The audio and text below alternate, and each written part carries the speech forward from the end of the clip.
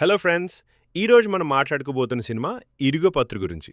ఇదొక సాధారణ love story కాదు. పెళ్లి తర్వాత భార్యాభర్తల మధ్య జరిగే చిన్న చిన్న సమస్యలు ఎలా పెద్ద గొడవలకి దారితీస్తాయో చూపించే ఒక రియలిస్టిక్ సినిమా.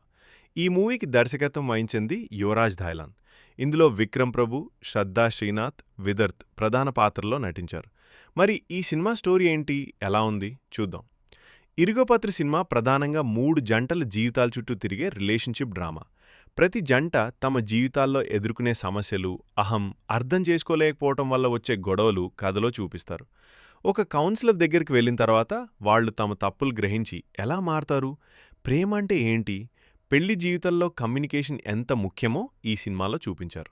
డైరెక్టర్ యువరాజ్ ధాయలన్ ఈ సినిమాను చాలా రియలిస్టిక్‌గా తెరకెక్కించారు. సినిమాలో ఎక్కడా ఓవర్ డ్రామా లేకుండా మన జీవితాల్లో జరిగే సంఘటనలా కథను చూపించారు. మ్యూజిక్ కూడా చాలా సాఫ్ట్‌గా ఉంటుంది. బ్యాక్‌గ్రౌండ్ మ్యూజిక్ కథకి బాగా సపోర్ట్ చేస్తుంది.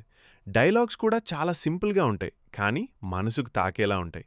మొత్తానికి 'ఇరుగపత్రు' ఒక మంచి ఎమోషనల్ రిలేషన్‌షిప్ డ్రామా.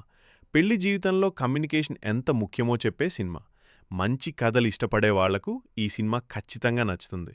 ఇలాంటి మరికొన్ని రివ్యూస్ కోసం లైక్ చేయండి, షేర్ చేయండి, సబ్స్క్రైబ్